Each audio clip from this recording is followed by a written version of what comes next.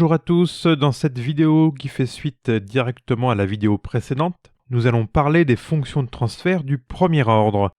Nous allons dans un premier temps présenter les formes canoniques de ces fonctions de transfert, puis nous ferons un exemple sur un circuit électronique et nous déterminerons une fonction de transfert sous forme canonique. Et nous présenterons la méthode générale d'étude des fonctions de transfert au premier ordre. Nous conclurons cette vidéo par un aperçu de la représentation graphique de ces fonctions de transfert qui nous amènera dans la prochaine vidéo à étudier le diagramme de Bode. Voyons tout d'abord les formes canoniques des fonctions de transfert du premier ordre. On peut décomposer les formes canoniques en deux groupes ou en trois groupes. Vous avez tout d'abord les formes particulières simples, qui sont en fait des formes d'ordre 0 ou des formes du premier ordre simplifiées. La plus simple de toutes, c'est juste une amplification ou une atténuation, c'est-à-dire que la fonction de transfert est un réel pur. Seule l'amplitude de la sortie va être modifiée. On peut obtenir une atténuation simple comme ceci avec un pont diviseur de tension par exemple, ou un pont diviseur de courant, ou alors une atténuation et une amplification surtout peuvent être créées avec un amplificateur linéaire intégré et une association de résistance. Nous verrons ces circuits un petit peu plus tard. Vous avez la forme dérivateur, où la fonction de transfert est la dérivée en complexe, donc J-oméga, et on a toujours une fonction de transfert qui est sans dimension dans le cas général, donc c'est J-oméga sur oméga 0. Et la forme intégrateur, donc cette fois-ci on va diviser par J-oméga, ou alors moins J oméga 0 sur oméga. On crée des circuits dérivateurs et intégrateurs avec des condensateurs associés à des amplificateurs et des résistances. Généralement on ne crée pas des dérivateurs et des intégrateurs purs pour différentes raisons que nous expliquerons plus tard. Ce qui nous intéresse le plus ici, c'est les formes canoniques du premier ordre. La forme canonique du premier ordre est la forme qu'on obtient lorsqu'on transforme l'équation différentielle en complexe. Donc on obtient A facteur de 1 plus ou moins J-oméga sur oméga 0. Et on peut aussi avoir A sur 1 plus ou moins J-oméga sur oméga 0. Avec A un facteur d'atténuation ou d'amplification comme on a toujours dans cette équation issue de l'équation différentielle. Ça c'est les deux formes caractéristiques du premier ordre, c'est pour ça que je les ai mis en gras. Et comme je disais, on peut avoir des produits de forme canonique au numérateur et au dénominateur. Par exemple, on pourrait mélanger ça de telle sorte à avoir 1 plus ou moins J oméga sur oméga 1, donc une première pulsation caractéristique, divisé par 1 plus ou moins J oméga sur oméga 2 avec une deuxième pulsation caractéristique. On a deux formes du premier ordre qu'on va pouvoir étudier indépendamment avant de les recombiner. Il est important de noter et de retenir que dans l'écriture de ces formes canoniques, le facteur constant en partie réelle est égal à 1. Et ça, c'est issu du fait que dans l'équation différentielle, le facteur multiplicatif de S est égal à 1. On crée un circuit du premier ordre en électronique en associant des résistances et des condensateurs ou des résistances et des bobines. Alors généralement des résistances et un condensateur et des résistances et une bobine, afin de conserver qu'une seule dérivée dans la fonction de transfert, donc qu'un seul J-oméga et pas du J-oméga carré. Je vous donne ici aussi la forme canonique du deuxième ordre, que nous n'allons pas étudier dans cette première série de vidéos sur l'analyse harmonique. Nous verrons ça plus tard. La forme canonique du deuxième ordre fait apparaître un facteur du deuxième ordre dans J-oméga carré, que ce soit dans une forme au numérateur ou dans une forme au dénominateur. On obtient des fonctions de transfert du deuxième ordre en électronique en introduisant une dérivée du deuxième ordre dans l'équation différentielle. Pour ça, on peut combiner des circuits du premier ordre, ou alors on associe des composants R, L et C afin d'introduire cette dérivée du deuxième ordre. Il n'y a pas de forme canonique d'ordre supérieur puisque pour obtenir des systèmes d'ordre supérieur, nous allons en fait combiner des systèmes du premier ordre et des systèmes du deuxième ordre. Nous allons faire un exemple de détermination d'une fonction de transfert sous forme canonique. Par exemple un circuit RC. Et je reprends exprès le même circuit que j'avais présenté dans l'étude temporelle des systèmes du premier ordre. On va chercher la fonction de transfert sous la forme US de t sur UE de t en complexe. On est en régime sinusoïdal permanent, donc on peut transformer l'intégralité du circuit en impédance et appliquer les lois de l'électronique que nous connaissons. Par exemple, on peut faire un circuit équivalent de Thevenin.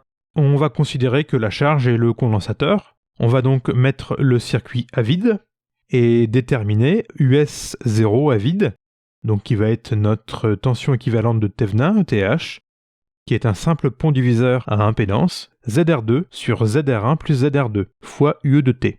C'est tout simplement R2 sur R1 plus R2 fois UE. On peut déterminer l'impédance équivalente de Thevenin, ZTH, qui va être ZR1 parallèle à ZR2, donc tout simplement R1R2 sur R1 plus R2. Je vais même simplifier la notation à l'extrême en notant ça RTH. Si on considère le circuit en entier en rebranchant la charge sur le circuit équivalent de Thevenin, on peut faire tout à fait classiquement un pont diviseur de tension. On obtient donc US de T égale ZC sur ZTH plus ZC fois ETH.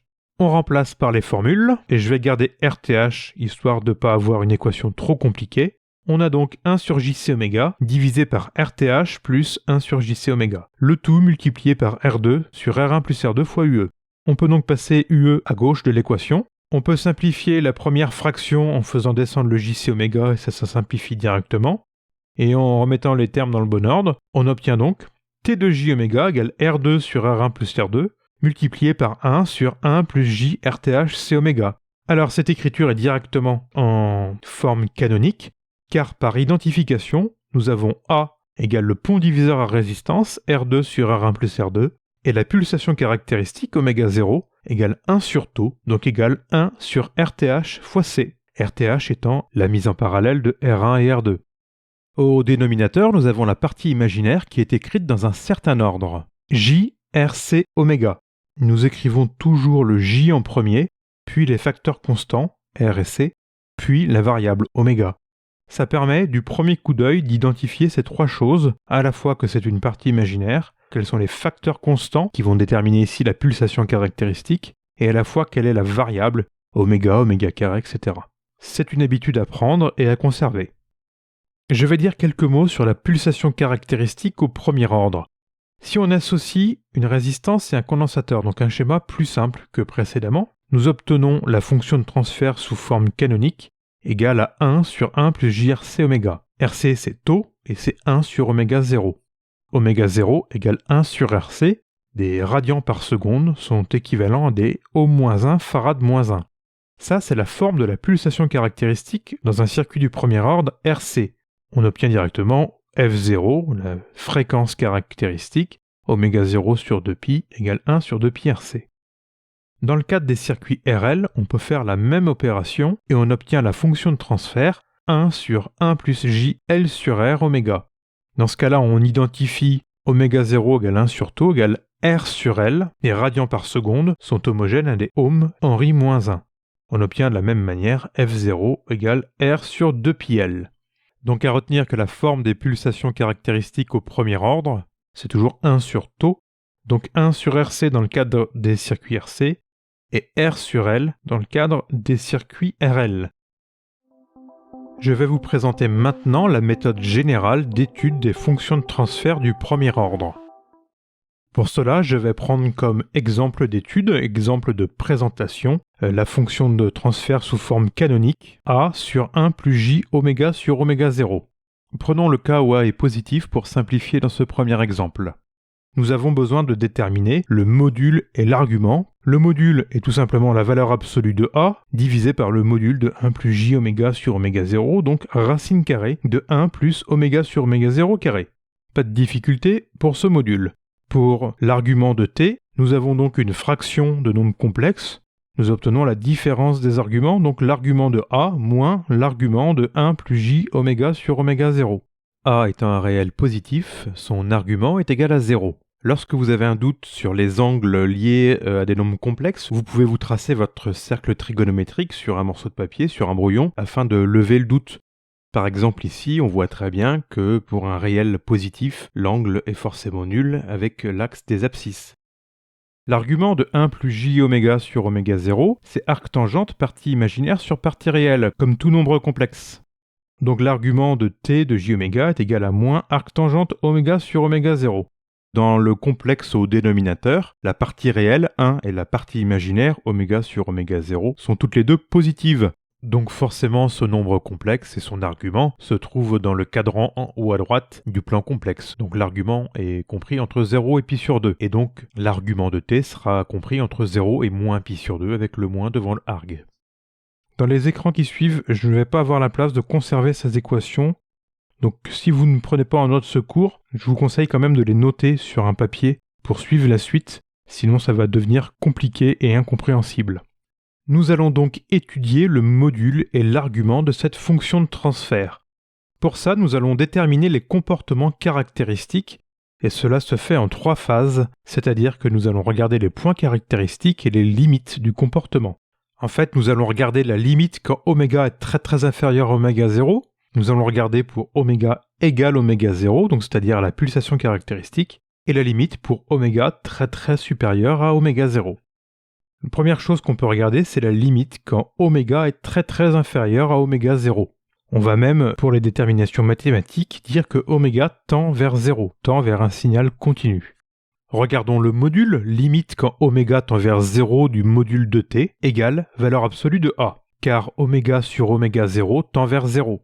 On appelle cette quantité le gain statique.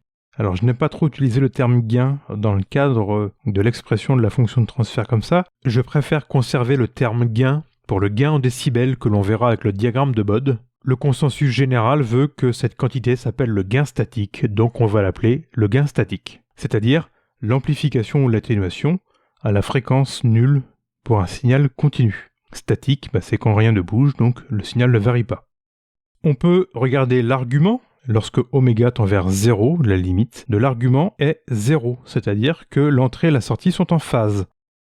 Je ne vais pas représenter ces signaux pour oméga égale 0, je vais représenter ces signaux comme si on avait une fréquence très faible mais non nulle, c'est-à-dire qu'on va tendre légèrement vers la limite. Donc le signal d'entrée d'amplitude E va générer un signal de sortie d'amplitude qui va tendre vers A fois E, et les deux signaux sont en phase. Observons maintenant le comportement pour oméga égale oméga 0. Il suffit de remplacer oméga pour oméga 0 dans l'équation. Ici, il n'y a pas de limite. On obtient le module de t pour oméga 0 égale valeur absolue de A sur racine de 2. Alors on voit que pour la pulsation caractéristique, ici on aurait le maximum divisé par racine de 2. On peut regarder l'argument, il suffit de remplacer dans l'équation aussi. Moins arc tangente de oméga 0 sur oméga 0, donc moins arc tangente de 1. On aurait moins pi sur 4. On peut de la même manière représenter ces signaux. On va avoir une fréquence un peu plus élevée. L'amplitude du signal de sortie va diminuer parce qu'elle va être égale à A fois E divisé par racine de 2, et les signaux vont être déphasés de moins pi sur 4. Enfin, on peut regarder la limite quand oméga est très grande devant oméga 0. Et là, même mathématiquement, on va faire tendre oméga vers l'infini, ce qui physiquement est une hérésie, mais c'est histoire de simplifier la limite mathématique. On va donc avoir limite quand oméga tend vers l'infini du module de t égale 0. La partie au dénominateur tendant vers l'infini, la fraction, va tendre vers 0. Ce qui veut dire que le signal de sortie tend vers 0 en amplitude. La limite de l'argument, elle, tend vers moins pi sur 2. Quel est l'angle qui donnerait une tangente qui tend vers l'infini? C'est pi sur 2, donc là on a moins arc tangente, donc moins pi sur 2. Le signal de sortie est déphasé de moins pi sur 2 par rapport au signal d'entrée. La représentation suit la même logique. On aura une amplitude qui va encore diminuer au fur et à mesure que la fréquence augmente. Notez qu'ici on a fait une étude du comportement global de la fonction de transfert, mais on pourrait faire le calcul du module et de l'argument à n'importe quelle pulsation, donc à n'importe quelle fréquence, et on obtient la modification de l'amplitude et du déphasage du signal de sortie. Faisons un petit bilan de cette étude des systèmes du premier ordre à travers cette fonction de transfert. Les deux formes canoniques typiques sont A, facteur de 1 plus ou moins j oméga sur oméga 0, et A sur 1 plus ou moins j oméga sur oméga 0.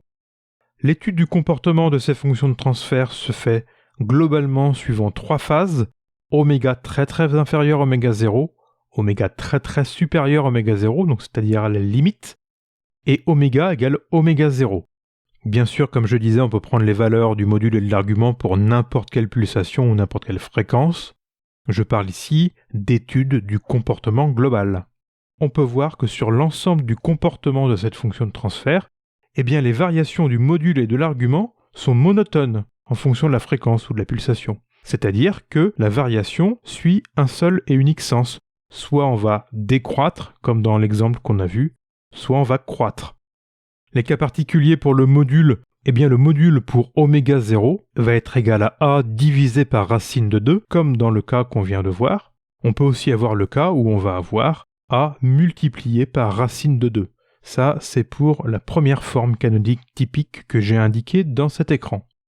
Pour l'argument, eh bien on va avoir l'amplitude de la variation égale à pi sur 2. Ça, c'est une caractéristique du premier ordre, le fait qu'on n'ait qu'un condensateur ou qu'une bobine, et que ce composant ne peut apporter qu'un déphasage au maximum de pi sur 2. Donc on va varier soit de 0 à pi sur 2, soit de moins pi sur 2 à 0. Pour oméga égale oméga 0, eh bien le déphasage est égal à pi sur 4. Alors on peut avoir plus pi sur 4, moins pi sur 4. En fait, ce qu'il faut retenir, c'est qu'on va être au milieu de la variation pour oméga égale oméga 0. Ce qui serait bien, c'est qu'on puisse représenter cette évolution de la fonction de transfert en fonction de la fréquence. On va représenter l'axe des abscisses en fréquence et l'axe des ordonnées, eh bien le module de la fonction de transfert. Il y a une valeur particulière de ce module qui est la valeur 1. Lorsque le module de la fonction de transfert est inférieur à 1, on est dans un cas d'atténuation. Lorsque le module de la fonction de transfert est supérieur à 1, on est dans un cas d'amplification. Et suivant la fréquence, eh bien, le module de cette fonction de transfert peut être soit en amplification, soit en atténuation, ça ne pose aucun problème. Les problèmes qui vont se présenter sur cette représentation, on va avoir besoin, soit parce que le système l'exige, soit parce qu'on veut regarder le comportement, sur une large plage de fréquences. Donc on va parfois avoir besoin de regarder du Hertz ou de la centaine de Hertz, jusqu'à la centaine de kilohertz ou du mégahertz, voire plus, sur le même graphique. Et ce qui va poser rapidement un problème de dimension du graphique, ou alors on va avoir quelque chose qui va être complètement écrabouillé. Le deuxième problème qui se pose à nous, c'est que l'amplitude de cette variation peut être très grande. On va pouvoir avoir, sur le même système, de fortes amplifications et de fortes atténuations. Donc, on va avoir le même problème que sur l'axe des abscisses, on va devoir compresser la représentation de manière intelligente, et ça passe par une compression mathématique à base de logarithmes.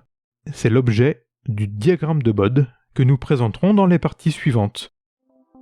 Et nous continuerons ensuite par une étude des filtres du premier ordre. Portez-vous bien!